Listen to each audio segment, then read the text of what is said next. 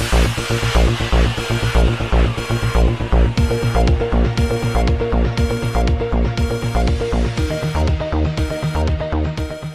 اللہ الرحمن الرحیم۔ السلام علیکم ناظرین۔ دادو کی تحصیل جوہی کی حدود میں کار اور موٹر سائیکل کے درمیان ہونے والے تصادم کے نتیجے میں 2 افراد شدید زخمی ہو گئے۔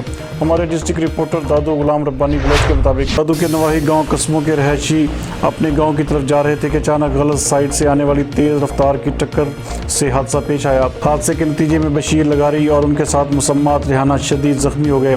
زخمیوں نے صحافیوں کو بتایا کہ ہم لوگ دادو سے مریض دکھا کر اپنے گاؤں کی طرف جا رہے تھے تو ہمارے پیچھے ڈاکٹر ممتاز کمبر کی گاڑی آ رہی تھی جس کی زوردار ٹکر لگنے سے ہم شدید زخمی ہو گئے۔